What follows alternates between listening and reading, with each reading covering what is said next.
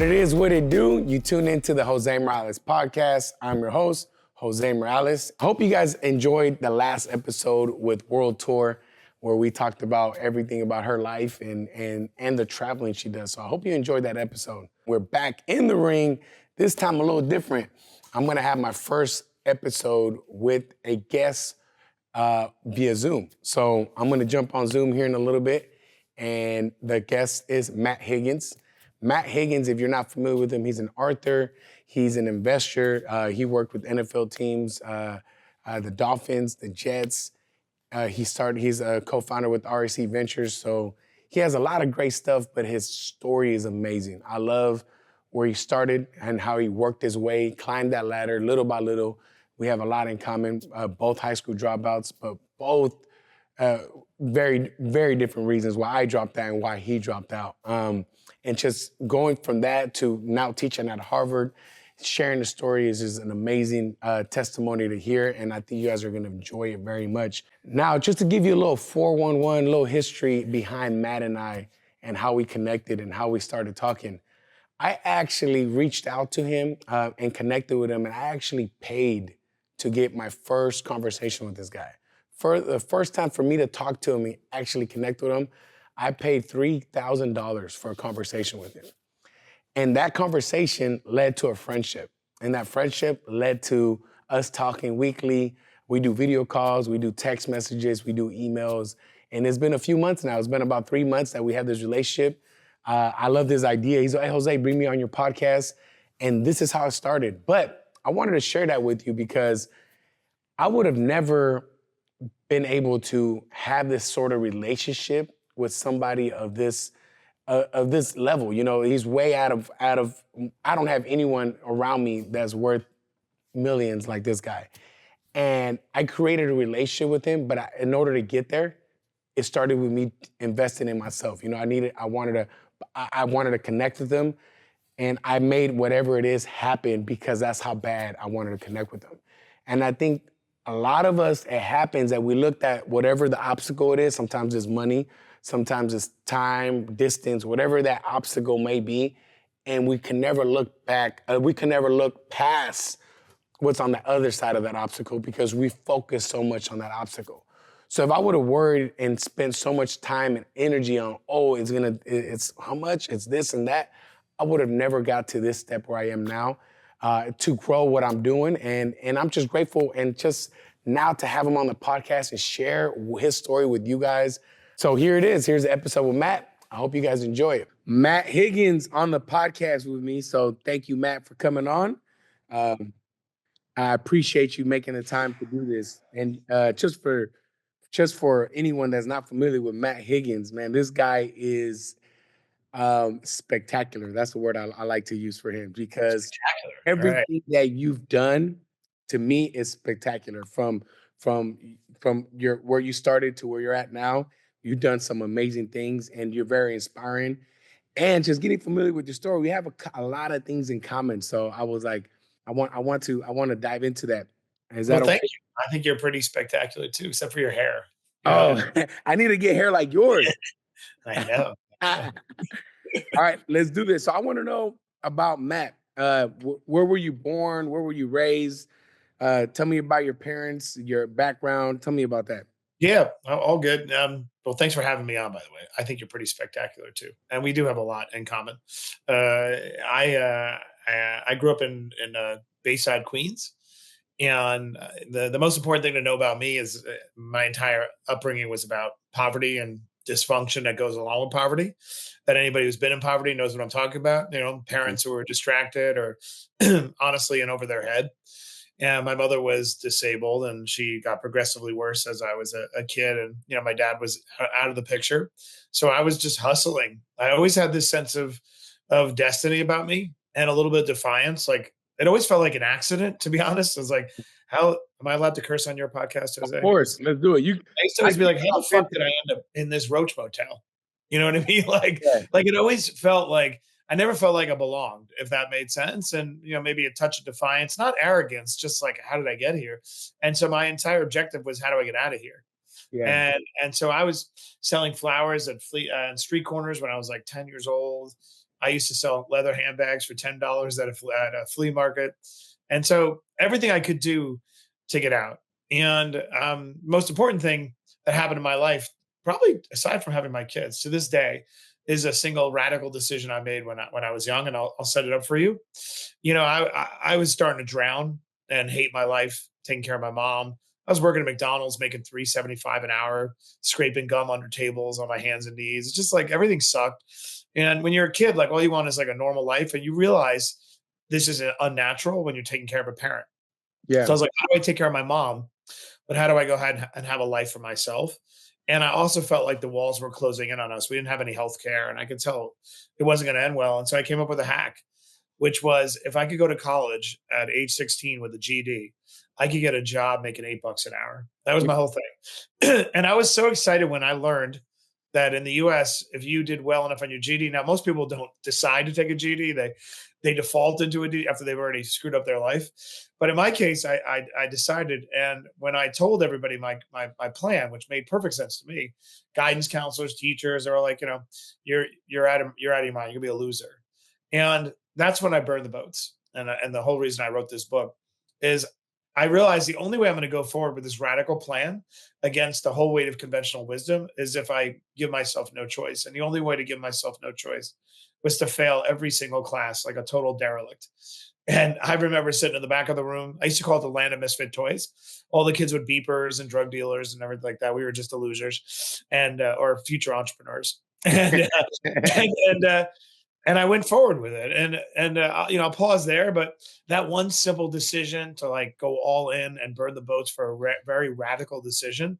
Yep. If I don't make that decision, I don't end up running NFL teams before I'm 40. I Yeah. don't end up being Secretary of Mayor. I don't end up doing any of this. I really believe that. Now, Yeah. I wish I'd grown up in a normal life, but I'm also grateful that I did. Yeah. I like to I'm gonna back you up a little bit and talk about Okay. bringing a little bit, just because I think we can connect with most of my listeners are in the in where you're at and where you were started at. That's where most of my Okay. listeners All are. right. Good. I Yeah, like to talk. Oh, good. Then they'll understand. Yep. yeah, and I want to. I know. I like similar how I think I heard a story you were talking with. I think it was Ed Milet when you were talking about connecting with orphans. You were connecting with them. You shared really, all the ugly stuff. And I think going into detail of your feelings when you were Yeah. taking care of your mom. Also, you have brothers and your dad. What happened to them, or where were they during this time? I mean, I don't know anyone listening here is if you're the youngest, you understand how they like it's like, the grease all gets collected. I was the grease trap. You know what I mean? Like it stopped with me and everything accumulated. So I was mama's boy, and she had designated me as the hero child. And, in retrospect, it was completely unnatural. But when you're young and you're told like you have the power to save everybody, you Yeah, sort of as your identity, and that was my identity. So I didn't realize that's your audience. So let's go a little bit deeper. I mean, my dad was like a bill collector, and she divorced my dad when I was 9 years old. And I remember, there was all this tension because she wanted to get an education. She had no education. She had a GED. That's how I learned this hack. yeah, So, but she wasn't equipped to provide for us. She did the best she could, but she couldn't make it work.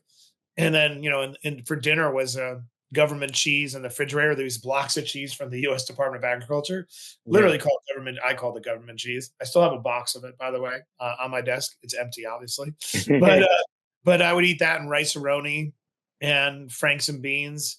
The house was dirty. It really was a roach motel. I never understood that. I think my mother had given up. I Yeah, think honestly think she was slowly killing herself over yeah, time. You know what I mean? Like just hopeless. And and I always make this very clear to people when I'm having a conversation like this that I hated the role of being the caretaker.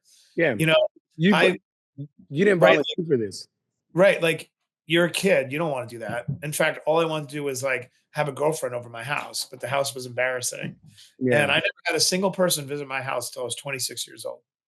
And that was the day she died. Like, so I think it's important to be honest when you're a kid and you find yourself in that role that, I did not accept it willingly. I did the job.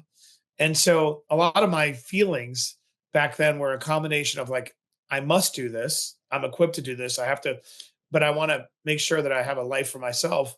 And I also resent it. And you know what forced me to make the radical decision? Anybody out here listening can understand this. When you descend into a dark place of despair, like I was feeling destructive, you know, I was like, I used to always fantasize about wanting to get into a car accident. I What? always wanted to get into a car accident.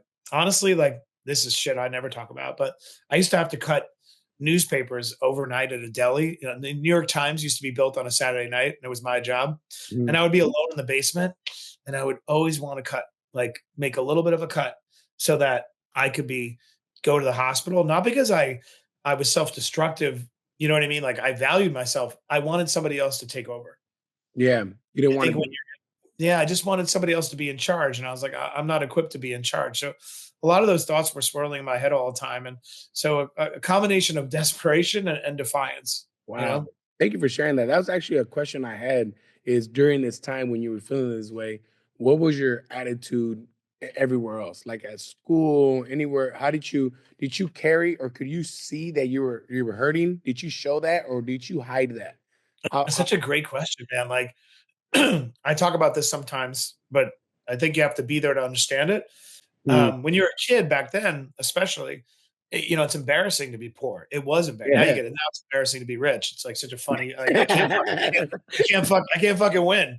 You know, but like like my Hey, kids are like, Dad, we have to hide the watches, whatever. But we had to hide to watch it. but Hey, but that's freaking hilarious. That no, is but back then. So to answer your question, I did everything I could to hide it. And it's a really important point, and I talk about in Burn the Boats. It's like when people can't see what you're going through, and then you listen to them for advice or feedback, if they don't have an accurate read on the situation because you're concealing everything, the advice they're going to give you is shit. yeah. So when I told my guidance counselor, my teacher, like I was going to drop out, I was this like cheerful little smiley white kid, you know what I mean, with little chubby cheeks who looked like who's wearing back then Jordache jeans, which were expensive because I'd use every dollar I could get to cover up my poverty and my shame. And unfortunately, that set in motion a life of compartmentalization that Mhm. actually didn't end until everything collided, but we can get into that. But like I learned how to show up in the world and conceal everything. Like now, at the same time, nobody gave a shit. Yep. Nobody ever did it. Even those who knew didn't do anything, right? Like, so I would spend my nights at the ER pretending that, I had meningitis so I could get through the emergency room quicker. Cause if you show up and you have a stiff neck, they'll get you in right away. My mother always like, tell them you got a stiff neck. And that was my doctor, but like nobody cared anyway. So I know that's a cynical view, but it was an important view because I realized the cavalry is never coming, right? Like Yep. around my early mid teens, I was like, man, nobody gives a shit. Nope. Like family doesn't care enough, like and like it's going to be on me. But to answer your question, nobody knew, and those who didn't do anything, and I made sure I covered it up. And so unfortunately, when you spend too many years covering yourself, it takes a long time to pull back those layers. I mean, I'll still work on it to this day, Yeah. you It's know. something you're still trying to heal from. Yeah, yeah, it takes a long time. Yeah. Now switching it up a little bit. So you get into college after your GED and all that. One thing that I love this about you that you shared once. I forgot where I heard it from, but you're always looking to grow in whatever job you have. And it's like you get hired at one position and you're just proving that you can handle that so that you have to prove so you can give you another responsibility. You're slowly climbing up the ranks or ladder or wherever it is that you're at.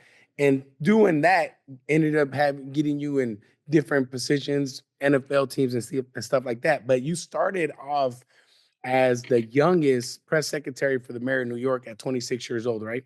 Yep, And something that was interesting about that is you quit and got that job. You said a few times, right? I Because did. because you didn't see that the progression that they were willing to help you grow. Can we talk about that a little bit? Yeah, let's break it down. I'm going to talk to anybody in your audience who's right now has like a really crappy job or is dealing with drudgery and can't see the connective tissue. Like, how does Yeah. today have anything to do with tomorrow?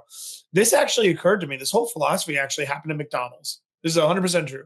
When I was at McDonald's, I was given that crappy job of scraping gum under tables. You know how embarrassing that is for a kid? And there were these big windows in the party room, and all the kids would go by and hammer on the windows, like bag with my green outfit, eating the chicken McNuggets when sneaking them in my pockets. Like it's just Yeah. like. But I was given the job to clean the gum. Now, anyone knows in a party room at McDonald's, you have a little party for your kid, and if there's gum underneath, mom puts her knee up, and now she has a spider web, and you ruin the whole party, right? So, like, it seems like an unimportant job, but I decided that I was going to like turn this into a game. I was going to be the best damn gum scraper McDonald's had ever seen.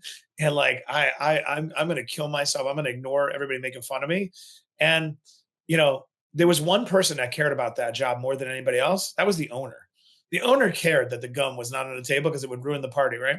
And when it came time, labor laws were enacted that made basically pretty illegal for me to be doing what I was doing. The owner paid me off to the side with a personal check because I was the best gum scraper. Because he saw something in me about my future that I couldn't even see in myself. Yeah. And I realized that the way to everything I want in life is to make myself indispensable at the job that I have now.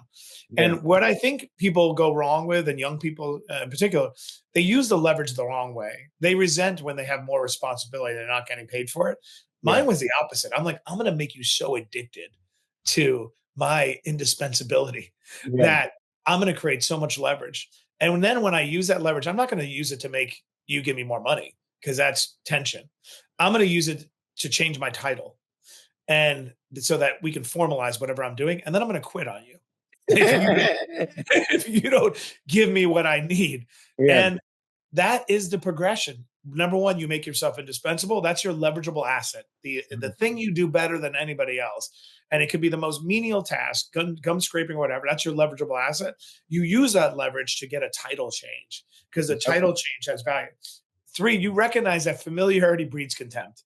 Unfortunately, you're like, why doesn't that person recognize me and give me the raise I deserve? And it's just, I don't know why it is, but familiarity breeds contempt. But a new person is going to see you like, oh, damn, you had that title. And so that's always been my progression. So, fast forward, by the time I'm 26, like I went from scraping gum at 16, a high school dropout with a GD, 7 years at Queens College. It's not exactly Harvard. You know what I mean? Yeah. 4 years of law school. And by 26, I become the press secretary. And to get there, I had to quit twice because when at one point, again, I took on this extra responsibility when I was maybe 20, 22 years old. I was writing speeches for the mayor. I was ghostwriting them. And then I wanted to be a deputy press secretary was the title at the time. And I was basically told like, you wait your turn. You're like 23 years old, and I'm like, no, I'm already doing the job. And then I quit and I took a soul crushing job, by the way. I hated it more than anything. But 4 months later, they called me and they gave me the job I want and doubled the salary. What? Like, yeah, none of this is bullshit, hindsight bias. Like Mm. 4 months later, I got the phone call and like, you want to come back? And I'm like, yeah, but now I need 50 grand, Yeah.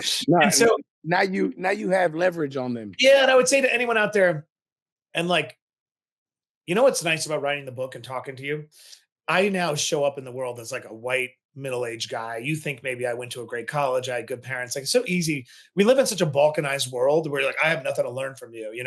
You're Mm. not of my race, you're not of my gender. I was like, but because my story's so whack, it's hard to dismiss it. Like I went through again, I did have an advantage. I do think being a little white kid growing up where definitely there's advantages, even though I had dirt.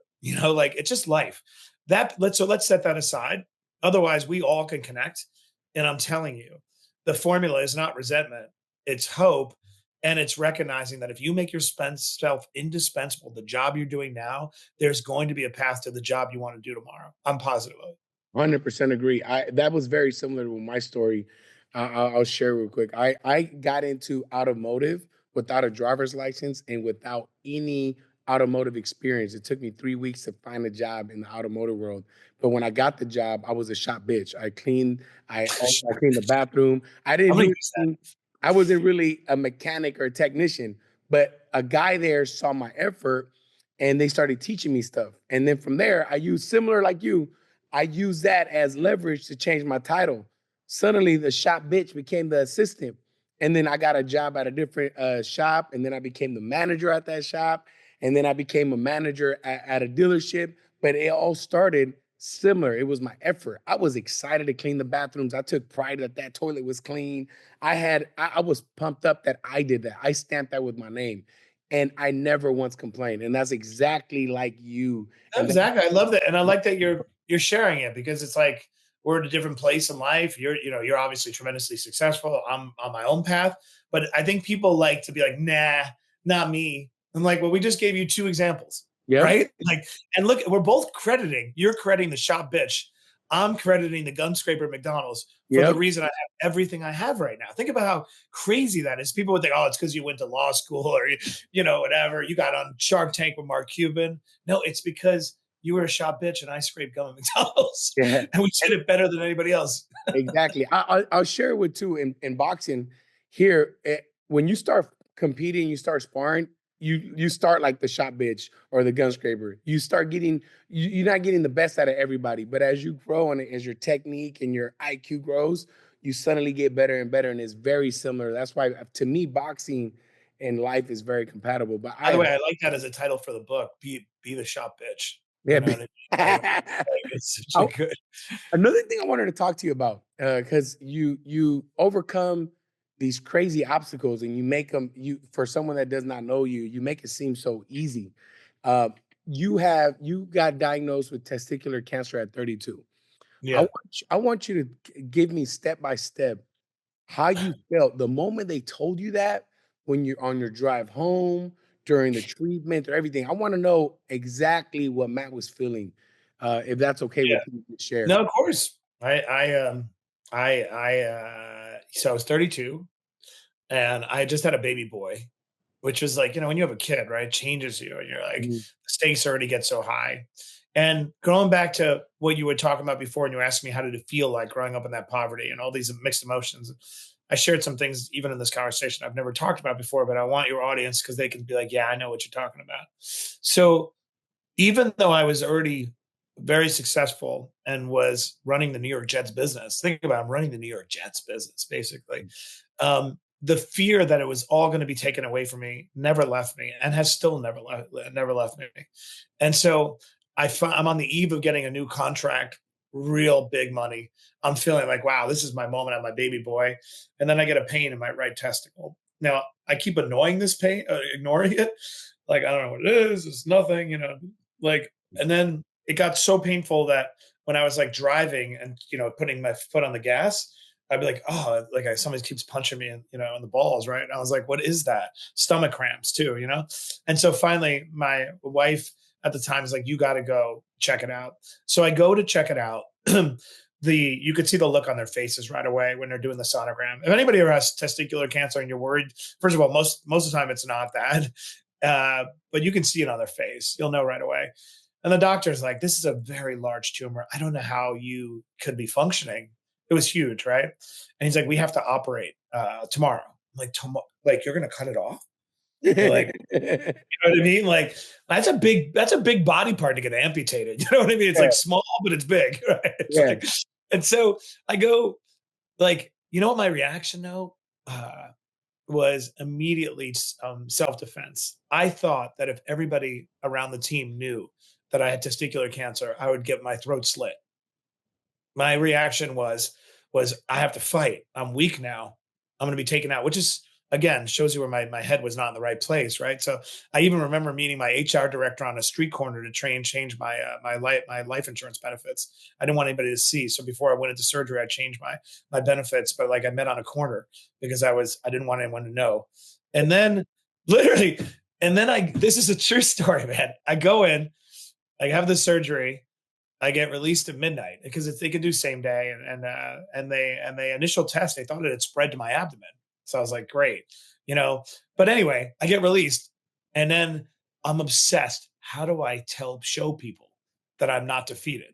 Literally, and then there happened to be a dinner with all the Jets coaches happening the next night, and I was like, I'm going to show up to that dinner. So I show up. I walk in with ice on my groin. Everyone's got this look of horror. I didn't know it at the time. I was like, oh, they think I'm a badass. And they're like, hey, how you doing, Matt? You're okay? I'm like, I'm fine. It's nothing. I was like, in fact, I have a new motto. I'm getting dog tags made. Half the balls, twice the man. Which, by the way, I still have it to this day.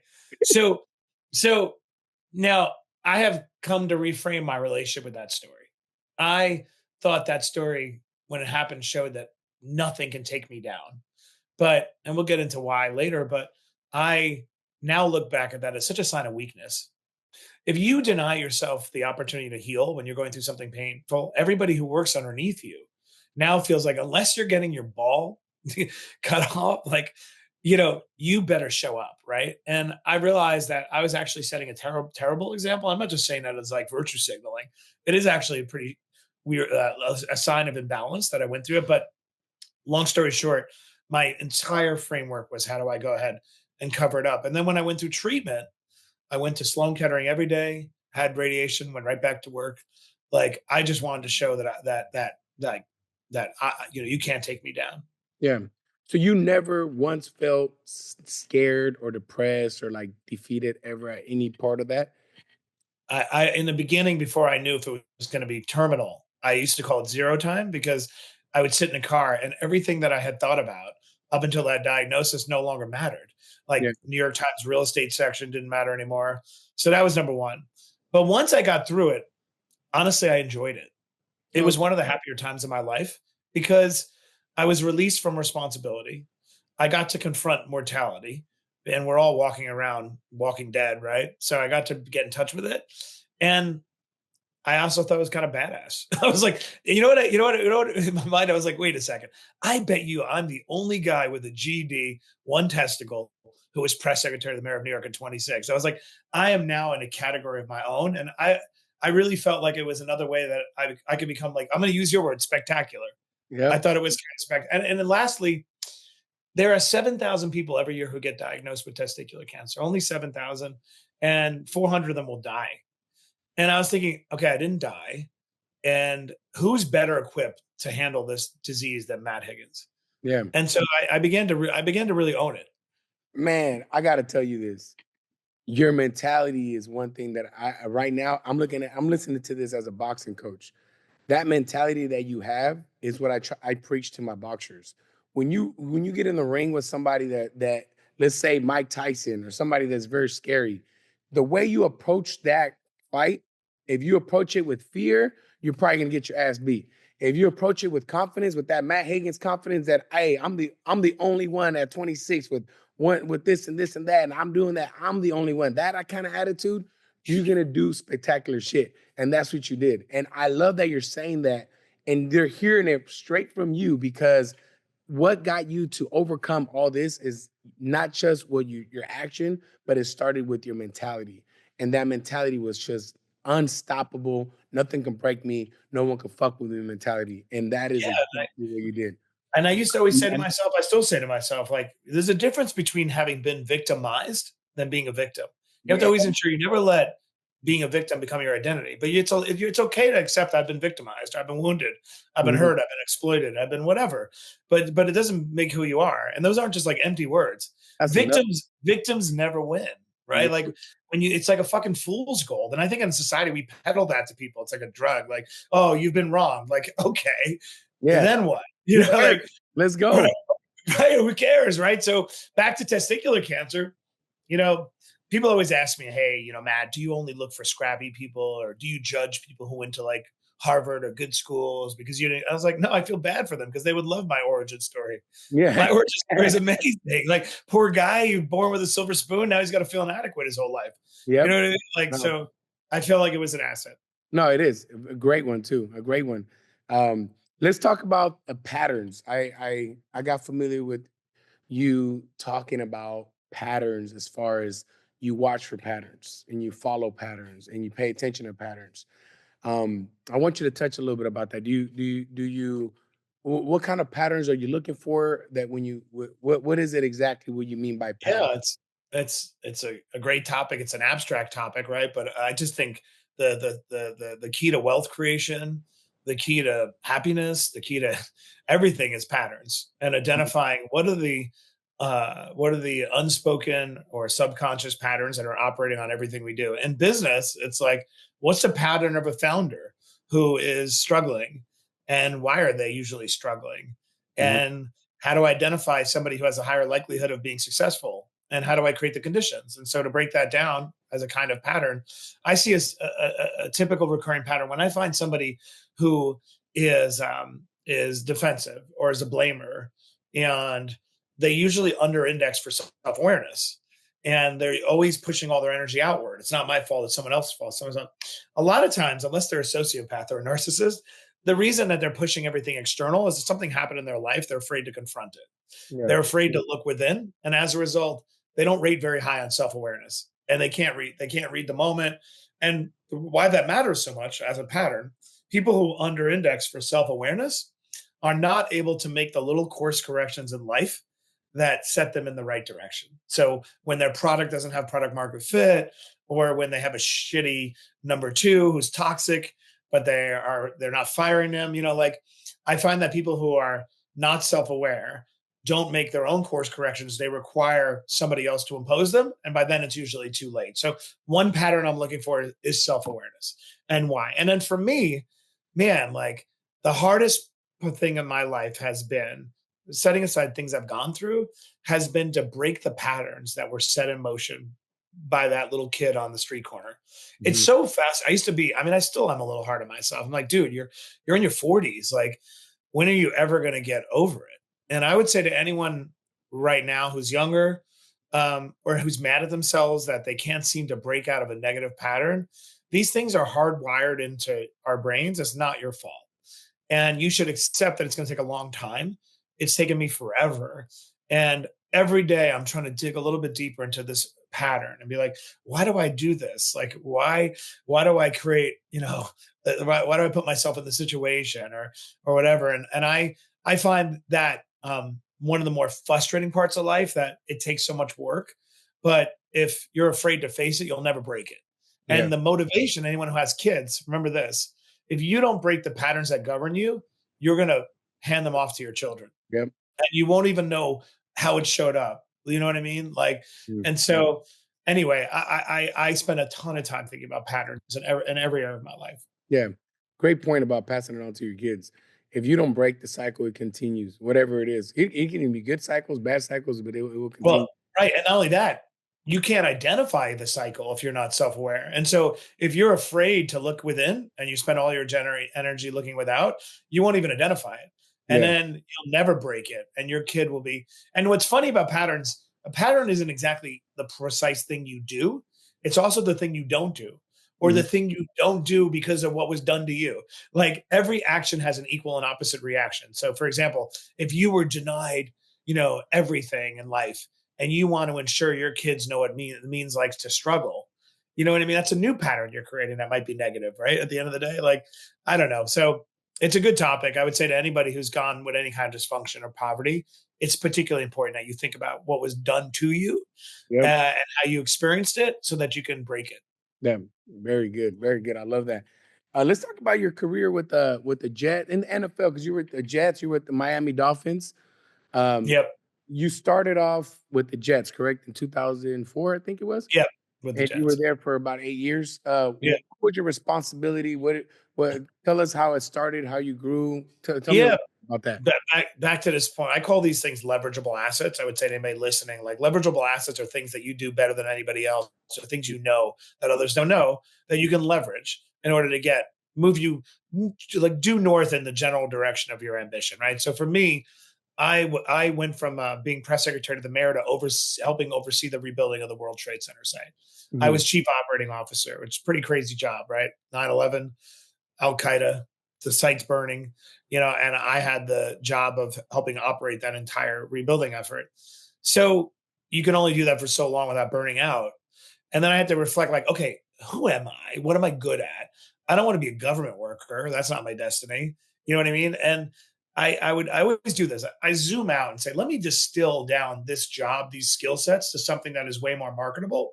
So rather than saying, okay, I'm a government worker whose job it is to oversee the rebuilding, I am someone who can navigate complex land use development and bring together different groups in a very high pressure environment. And Yeah. the New York Jets were looking for somebody to build them a stadium in New York. And I had those skills. And so I leveraged this asset to transition to sports. Once I was there, I was like, I want to run this thing. So Yeah. I would I would go move, and then eventually I ended up running the business of a team. So running the business of a team is a lot less glamorous than you probably think.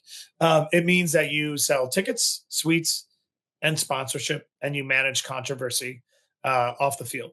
And so my job was to sell out that stadium, get sponsors, do all the things, and ultimately, and we can talk about it, I realized at some point I had the most ego heady, job you could think of. Like my office was on the 50-yard line, like it was a huge job. It was everybody's dream job but my job. Like I like, and that's a hard thing to come to terms with because everybody's like treating you a certain way and you worry if you walk away from it, calls won't get answered, returned. And I just ultimately decided, like, I don't know, man. I'm the platform. I'm the logo, not the NFL. Yeah. And I'm gonna leverage this job to move me closer to what I really want to do in life. And that's when you went to Miami? Yeah. So the Jets and the Dolphins sit next to each other at NFL meetings. It turns out, and I got to know the NFL owner, and I had actually decided to leave the Jets. I was just gonna like it's a hard job to leave. Like you just got to decide to do it. Yeah. And when I was out there in the world, an opportunity came along to partner with the owner of the Dolphins, and he's one of the greatest entrepreneurs of our time, and he Mhm. happened to buy the team. Team was really struggling. We couldn't fill up the stadium, was blacked out. This is before Miami went through this renaissance, and we cut a deal. I said my passion is to build companies. I want to build. I have all these ideas. I want to build. I want to be an entrepreneur, and your need is you need somebody to oversee the team. And so why don't we partner? I'll oversee it. I'll put in place a management team. But what I really want to do is all these ideas, these businesses, and here we are, $1 billion later. like been at it for 12 years. And then you guys actually started RSC, right? This is the owner Yeah, of the Dolphins. yeah. Uh, We started. Yeah, it's with a Kevin, holding right? company, incubator. It's a holding company, an incubator, like an acquirer. It does a little bit of everything. Yeah. So talk about what RSC Ventures is and all that for those that are not Yeah. familiar. So it's a partnership between the two of us. And we had a very, very loose thesis in version 1.0. It was, sports teams create a tremendous amount of heat. They have this gravitational pull that attracts deal flow, opens any door you want.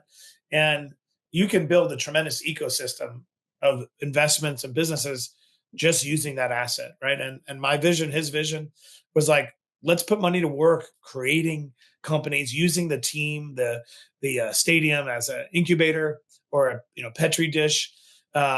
And in the early days, we would build companies from scratch. We did a bunch of that, and then as time moved on, we would acquire businesses. And so, fast forward, the portfolio's evolved. I do everything from uh, own Magnolia Bakery, which is a huge bakery in New York. Anyone listening who likes banana pudding will know what I'm talking about. We own that. To I have a military drone company that I've been working on for 7 years that has the most sophisticated small drones in the United States, and we sell to tier one military operators. So it Yeah. has enabled me to like my crazy brain. It's enabled me to just like roam free, and I finally arrived where I should be after all these years from the street corner to now doing what I'm doing today. This is what I'm meant to be doing: building companies in hard situations where most people would collapse. Yep. That's awesome, man. You once said sport investing is recession proof.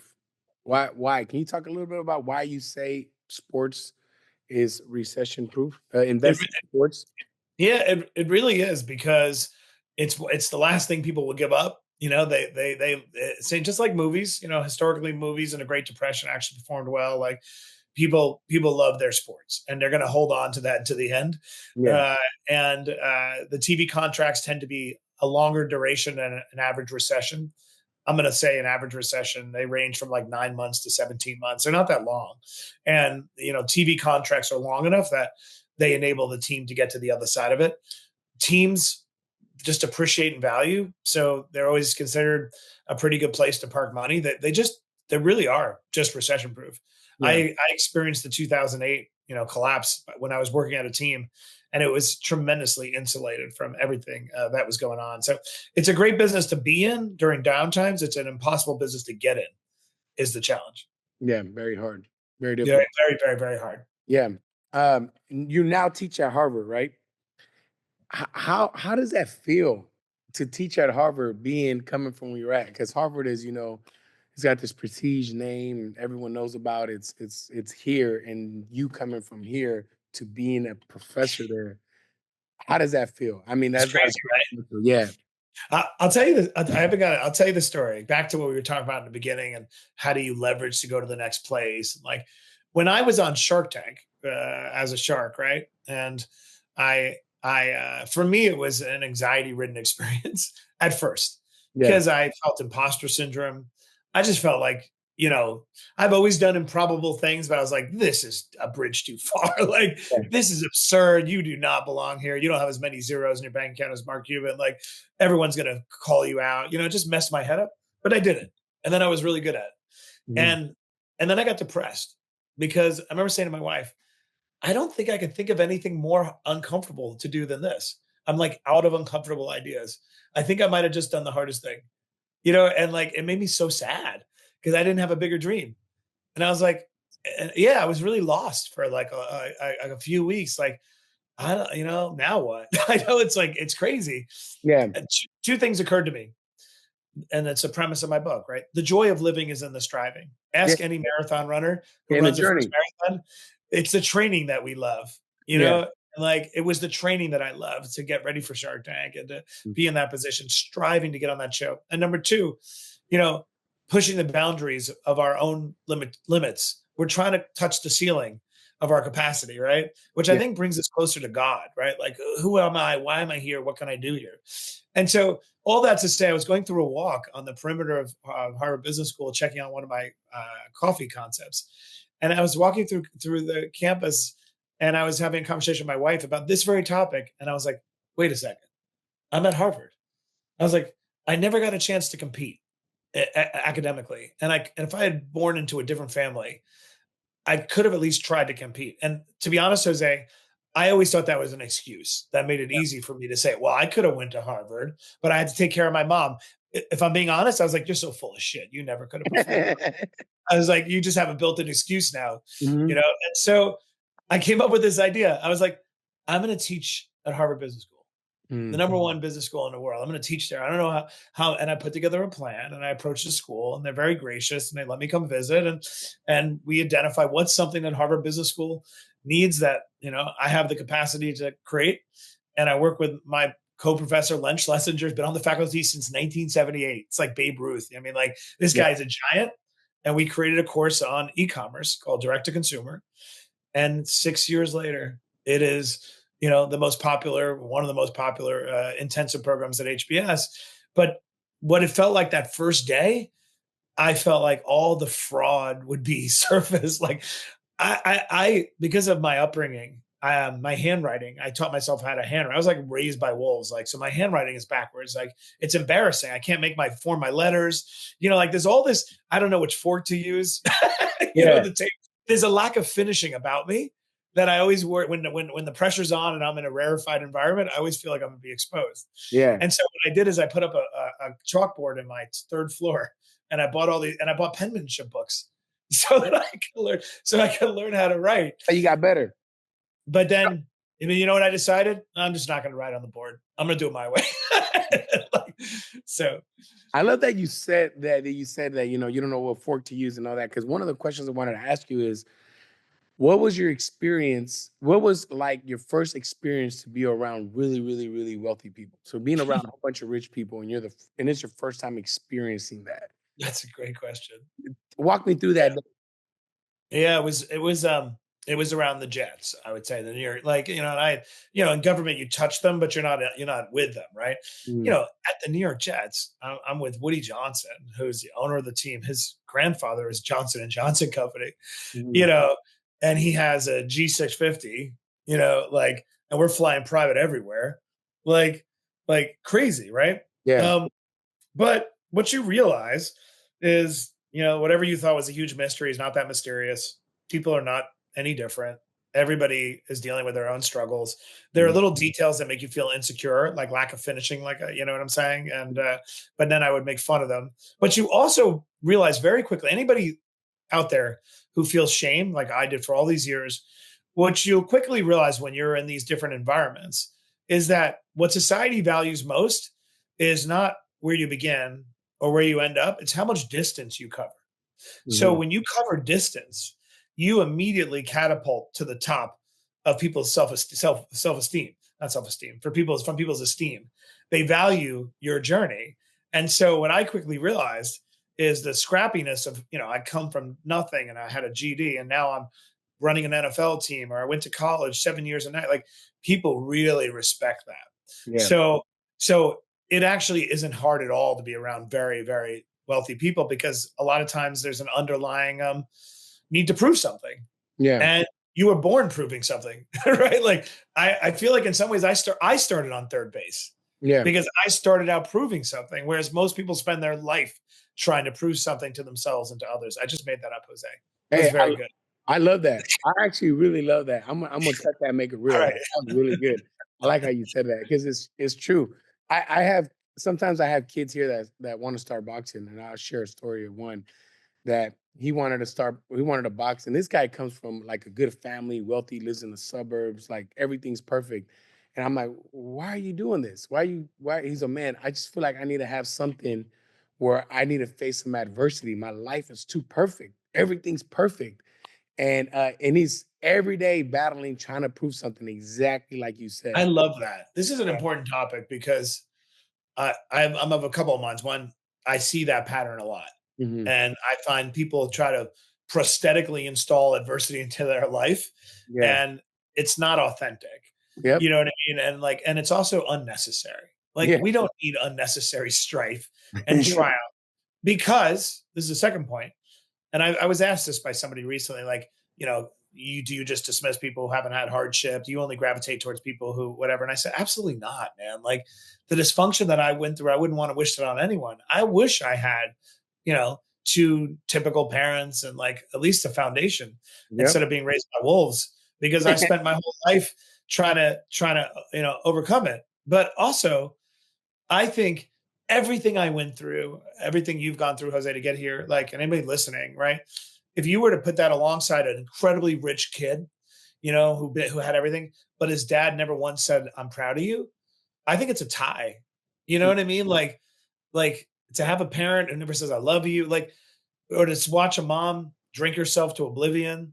Yeah. Like, we all have our issues. And so I really mean that. I do not judge anyone. I think there is no hierarchy of pain and suffering. I So for anyone who is blessed enough to have a little bit less of it, fucking embrace it and use that excess, like, and use that excess capacity to make a mark on this world, not to make a mark on your body, or your, Yeah. like, not to cut you down, but to lift others people up with that excess capacity. Yep. Redistribute the capacity. My son and I talk about it. We have a great conversation about this. He's like, I have excess capacity. I was like, well, let's use it for the world, to Yeah. do something better. And that's exactly what he's doing. I didn't coach him to do that. He's just got great ethics. But use your excess capacity for something good rather than tearing yourself down. Yep. I love that, man. Thank you for sharing that. So I wanted to ask you this. What is the new journey that you're on? We talked about enjoying the journey and enjoying instead of accomplishing something and then but the whole journey is what you enjoyed. What journey is that you're on right now that you're working towards or that you're Yeah. you're enjoying? What is it? I mean, it's got to be the work I'm doing on this company. It's called Performance Drone Works, PDW. So, rewinding many years ago, 2015, I wrote one of the first checks into a new sport called Drone Racing League, and I didn't know if it would work or not, but it was interesting. But soon in that journey, I realized that this technology is going to be used for good and bad. If we can figure out how to make drones race 100 miles an hour, no latency, somebody's going to strap explosives on these things. And like, I felt like I glimpsed the future of war. And I Mm. really felt with my partners motivated to go ahead and make sure that we create an advantage in the United States. And so, below the radar, in stealth mode, for years, I have worked with my partners to create this drone company so that when the time came, we would have on American soil this really important technology. And I know it sounds nuts, right, to forecast that, but before the Ukrainian war, before anything else, and yet it was so hard. They call this the valley of death in defense. It's this long period of time before you ever get a government contract where, like, it's so hard to get real money. Nobody will give you money. It's like, it's exhausting. But I worked on it for 7 years. And now the whole world has become about drones, how important they are, how important this technology is. You see it on the battlefield in Ukraine. And so I feel like I'm doing what I've been meant to do. And I Yeah. feel like if I didn't put my energy into this, that it wouldn't have happened. And so I'm really happy, I guess is my point. I'm happier professionally than I've ever been in my career Yeah. right now because of what I'm doing. It's probably because you found this purpose, I right? do, and you know why? Like we didn't talk about it too much, but I was standing underneath the towers on 9/11, and I'm literally watching people jump to their death, which is horrifying. And I remember thinking like, and you have to keep yourself together. And I was thinking like, how does this happen in the United States, greatest country on earth? How do we not see this coming? Drones give me the same feeling right now. Yeah. We are going to wake up, unfortunately, to a spectacular attack, you know, horrendous attack that we're going to wonder, well, how do we not see it coming? Well, people do see it coming, right? And so, working in this space, and then here's another point: like, I think because I grew up without boundaries and without a family and a foundation, I know a lot of people can relate to this. When I walk into a military environment, I feel very peaceful. When I see people living a disciplined life, a good life, they have a foundation, they're working together, it's objectively important. You know what I mean? Like I feel peaceful. And so it makes me feel like I'm moving closer to where I belong. If that may, and maybe again, it's a psychological yearning for a need for like structure and safety, but I'm just happy. And I feel so grateful whenever I meet anybody from the military. Like, while you gave 20 years of your life, I was out there making money. You know what I mean? And there's just a purity to the whole thing that makes me feel very, very happy. So that's what I'm doing. Yeah. I love that. That's a great journey and that's a great purpose. Thank you for sharing Yeah. that. I knew you were up to something spectacular. Again, Here's my cup. See that? That's my baby. That's Yeah, my baby. Exactly. cool. I also have a couple other projects. I'm always doing more than one thing. So I have a TV show in the works. Hopefully, it get picked up. I just got back from Dubai. I was just on Shark Tank and Shark Tank Dubai. So I've been doing Cool. that. So can never do just one thing, you know. How, But how did Shark Tank come about? Share that. Whose idea? How did it come about? What's the process to get on Shark Tank as a shark? yeah, the answer is there's no process. So it really started. I mean, it was a couple of reasons, but one of them was truly I would watch Shark Tank with my son, and we would bond over Kevin O'Leary and his royalty deals. And one time, he was like, and I was trying to tell him that that's not the real world. Like, nobody structures deals this way. And he's like, no, no, you're just saying that. I was like, no, it's like true. And I was like, I'm like a shark in real life. And he's like, no, like, no, you're not. I was like, no, dude, like I am. And then I was like, I'm gonna go be a shark. Literally, I was like, and I had an agent, a partner of mine, who was always very supportive. His name is Reed Berkman, and it's important when people see things in you that you don't quite see yet. He would always say to me, like, "Matt, you were born to be on that show," and I'm like, "Whatever." Like people will hold up a mirror to you, and it's important to pay attention when they see a greater destiny than even you can. And Yeah, and so those two intersected, and I was like, I'm going to manifest this. And there's no online application form. Number one. Number two, and most CEOs in America would love to be on that show as a shark, right? Everyone acts like, no one admits that they tried. I tried. yeah, And you know how it all started? They gave me a courtesy meeting. It was only supposed to last like 15 minutes on the set of Sony. I'd never been to a movie studio before, and they gave me 15 minutes to just talk to the producer. This guy's name was Clay Newbill. And 15 minutes turned into 30, and 30 turned into an hour. And what got his attention was telling the story that we just talked about right here. It was one of the first times I was so open about it. I just felt like, as they say in the military, I need to go weapons free. I just needed to put it out there. I told them about government cheese and my mom, and they loved it because they're like, "You're a real New Yorker." It took a year of interviews, meetings, whatever. It wasn't going to happen. And then finally I got a call and they gave me 2 episodes. that's And then awesome. the rest is history. And then when I did 2 seasons, and this is what I always do, and when it was over and my run had ended, I was like, what would be better than being on Shark Tank? And I was like, I'm going to create my own Shark Tank. And so began the circle and progression of me forming my own production studio, which I now Yeah, have, that's super and cool. create my own TV shows. Yep. Yeah, now that we're on the Shark Tank topic, what was it like when Mark Cuban made fun of your followers? Oh, that was amazing. Like, um, it kind of caught me off guard. I said something back that they didn't put in the video, which annoyed me.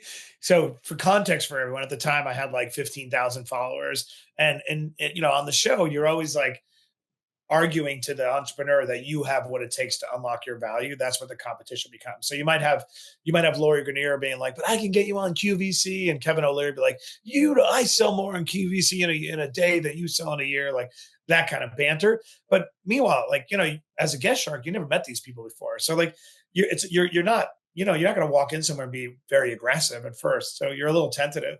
So I'm trying to compete with him for a deal.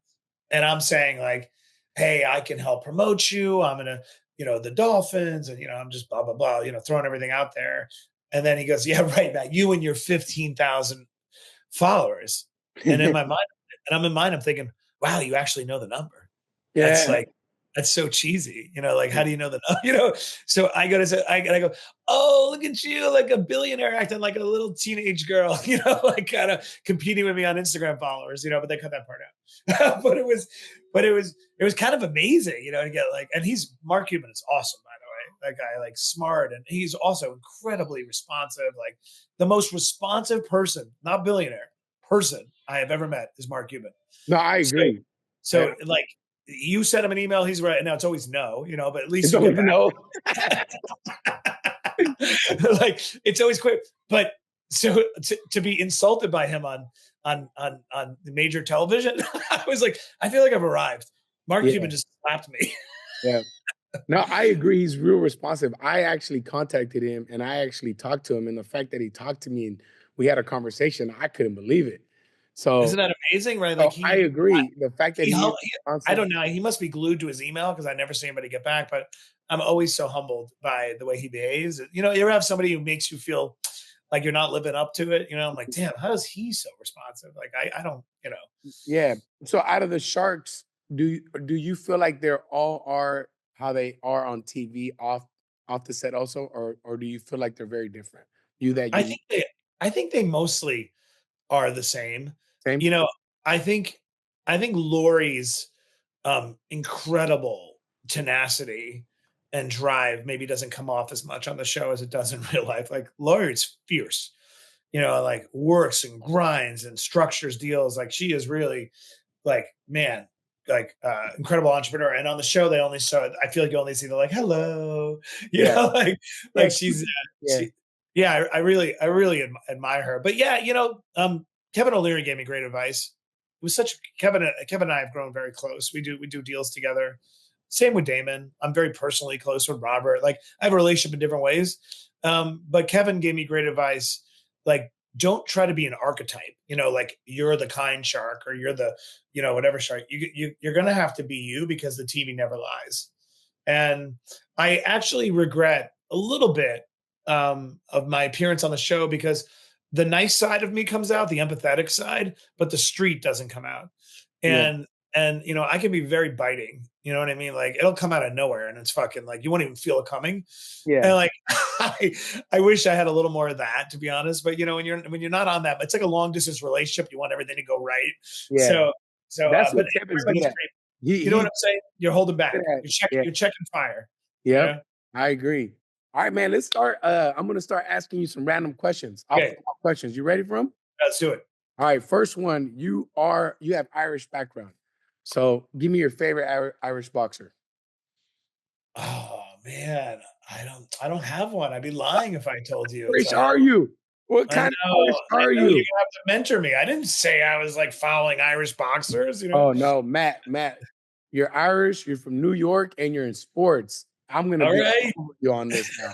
All right, so Jose, you give me one, and that'll be my favorite Irish boxer here. Okay, one that I would I say McGregor, but that's a oh, cliche answer. So yeah, oh I know. no, you said McGregor. I knew it's gonna. By the way, Oh, I only did you're that not because I knew even I know it's gonna piss you off. Matt, this is my heart right now. Look, you just I broke know, I know, I did it on purpose. You mentioned that to me once before. so I'll give you two. So one, he's got a movie on, so you can watch him. Mark Wahlberg did one on Mickey Ward. That's a good Okay, one. I know Mickey Uh, Ward, obviously. and Right? then Yeah. another one, Jack Dempsey. Jack Okay. Dempsey, a thing that was super cool about him, this guy fought guys 20 pounds, 25 pounds heavier than him. I thought you meant like right now. No, no, Like, ever. Just oh, in you mean general. old school? Okay, Any you any threw me any off. I'm any like, Irish I don't culture know. you like Got ever. it. Now, Okay, history, whatever. all right. Okay, next question. Have you ever been to Sacramento, California? No. All right, I'm gonna be the first to bring you. Remember that. Okay. You're gonna come. What are we gonna do there, Jose? I'm gonna. We're first. You're gonna get come to the boxing gym. We're gonna get you on the mitts, get you a little boxing workout, and then I know you love running, so By the that way, I told you I love boxing, man. I not only do I love boxing, I actually hired a trainer to be with me all the time because to stay fit. I loved, hitting a bar, but because I'm undisciplined, I hit it so hard I would get the forearm, you know what I mean? The oh tennis yeah, elbow. oh yeah, yeah. No, I'll help you with that. I'll help you with All that. right. So this is what we're gonna do. We're gonna Well, I'm come. a beast. I'm a beast. You do not want to get hit with this right hook. I You're mean, Irish. I know. Irish a are lot of fighters. strength. You Look, got look, it. look, look at that. Look at that tattoo too. Oh man. You know what that says? It says No. burn boats in Chinese, man. Oh Pull for the really? chin. Yeah, yeah, All right. yeah. That's got to be new then. That is new. That is Yeah. new. All right. Favorite place to vacation or just spend time in the U.S. So not out of the U.S. In the U.S. What's your favorite place you like to go and enjoy yourself? I have a little beachfront property in the Hamptons that I like to go. That would be one. I want to give a couple though. I love winter, so being in Aspen is beautiful. You Mm, know, love Colorado. Aspen. Yep, Colorado. Yep. Ooh. All right. What's your favorite place to eat anywhere? You tell me, hey, this is one place that I really enjoy myself to go eat. What is it? Where is it? There's a little Euro spot in Queens on Francis Lewis and Northern Boulevard, and I've been going there. I go back. They still recognize me from being a little 6-year-old kid. That's my favorite place. Makes me happy. Yeah, they still do all these years later. Yeah, That's awesome. That's yeah. awesome. Anything you like to add to this episode before anything you want to tell the audience, talk, anything? Your time. No, just that Jose and I have gotten to know each other because he's working on a really big dream. And what I love about him is like he's just doing the next best thing, the next smart decision to move the idea along, knowing that it's not like one lotto ticket. I think people think, success is about a lotto ticket or they don't see the grind. Jose's been at it for a few years now, spent a lot of money on it, like just marching his dream down the field and just trying to make the next best decision. So anybody out there and you're trying to like pursue something really big and you feel stuck, you need to break it down into as many small parts as possible, manageable parts, so that you could just make the next best decision that moves you due north in the direction of your general ambition, right? Like I didn't go from that selling flowers on street corners to Shark Tank. Like I went from selling flowers on street corners to scraping gum at McDonald's to going ahead and you know what I mean, on and on and on. Like, and I think Like brick. sometimes people like they want to just like reverse engineer from the last thing, Yeah. whereas really you should just be focused on the next thing. And Yep. I admire the way you're tackling your big dream, and I admire the way you're not settling. You Yeah. are phenomenally successful. Mhm. You've done some great stuff with your life. You're helping people with boxing. You got your gyms. Like so smart how you structure your business, but you're not settling. So don't settle. Thank you. That's awesome. That was an awesome add-on, takeaway, and compliment. I appreciate you, my friend Matt. Thank All right, you again. Last thing, how can people stay in contact? Give him your uh, 10,000 followers Instagram handle. yeah, yeah. So it's a little more than that now, but You it's can get 10,001 followers. actually let me plug the book too. So it's M Higgins on Instagram. Definitely follow me. Definitely read the book. I think the book, if you're anyone out there and you're nursing a dream and you kind of don't know how to get going or you feel unsupported by people around you, I wrote this book as a way to hold up a mirror to human potential, not in a like, look at me, look what I did. It's look what I did in spite of me. Right. If I would change the title of the book, it would be in spite of. I talk about my anxiety. I talk about shame. I talk about my failure. So, like, well, the whole point of the book is that success happens in spite of, not because of.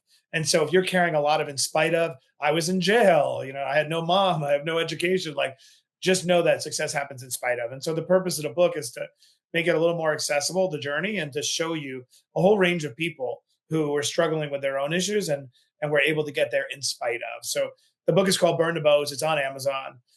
Read it, and then DM me. Let me know. I'll interact with you. I interact with everybody who makes any comment about the book because I'm on a mission. Yep. What's your mission behind the boat? Behind the book of Burn the Boats? My real mission is like I hate social media culture when people create this redemption arc, right? I struggled. Everyone has to have one now, right? Like I stumbled, my ego, my this, that. I'm okay now though. And let me share you the wisdom, right? Mhm. And is what the it actually perpetuates a lie, which is that we arrive at a certain place where we have the answers and we've reconciled and resolved all the things that are wrong with us.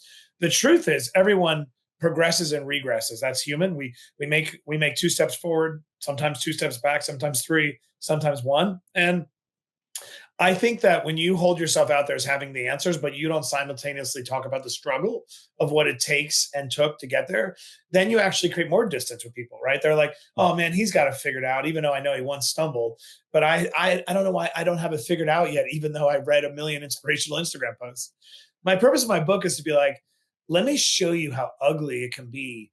And let me show you how great it can still be, even when it's ugly. Let me show you that while I was on the set of Shark Tank, even though I had performed great, that I was an anxious mess and almost called it in. You know what I mean? Like my book is a retort to this fake narrative that people have the answers when they achieve a certain level of success. And I think that it's almost like, I'll tell you something. This is such a bizarre metaphor I've never used before. It's the equivalent of if you would see me a year and a half ago, I was 35 pounds heavier and my blood pressure was like 117 over 110, 170 over 110. I was a disaster.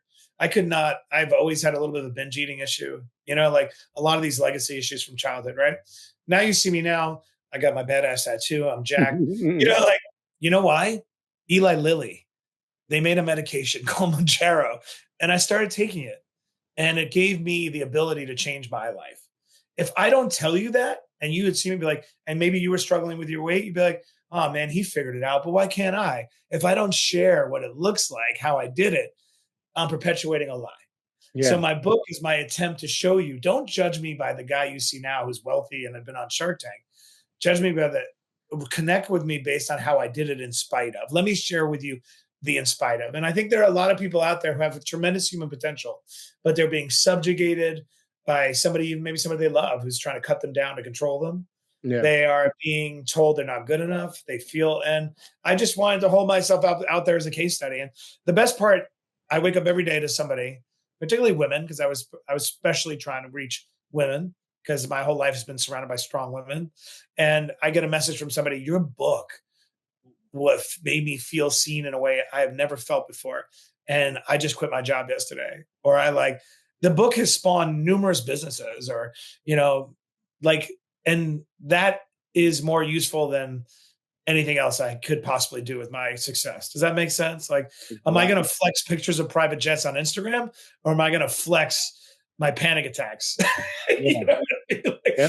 I'd much rather flex a panic attack because it's way more useful than a private jet. Yeah. You I love it, man. I love it. Thank you so much. Thank you again for making the time to do this. Thank you for sharing your story. And last thing, thank you for being my friend and mentor and helping me throughout everything that I'm doing. Uh, I, I I cannot put into words how grateful I am to be able to talk to you on the daily, on the weekly basis. And know? thank No, you for thank the you. book, getting that book signed by you, and then also you sent me a milk Milk bar, yeah. part. That cake on my birthday, man. You're the man. I'm grateful for you. So thank you, my friend. I No, appreciate you so much. your story. I can't wait till more and more people hear about your story because it's amazing, and you also just have a great voice, and you look great with your beard and the whole bit. Yep. The whole thing works, Jose. Thank All you, man. right, Thank you thank so you. much for your time. I'm gonna end it here, and then I'll chat with you soon. Thank you, All my right, buddy. Thank you. bye Take bye. care. I hope you guys enjoyed that episode with Matt Higgins. It was definitely a special one, and I love everything he touched on. A lot of great things we can take away from those that are struggling with something right now, maybe health, maybe family, maybe personal reasons. Remember, the mindset is everything, and that's probably my favorite thing about all this is his mindset of how he tackled everything and how he was so focused on where he wanted to be that nothing got in the way of that. So I hope you guys take that away. If you take anything away from this episode, now, if you enjoyed this episode or you know someone that will enjoy it, share it with them, like, subscribe, and stay tuned for the next episode in a couple weeks. It'll be a surprise guest. Have a great Monday. Thank you guys so much for listening. I'm out.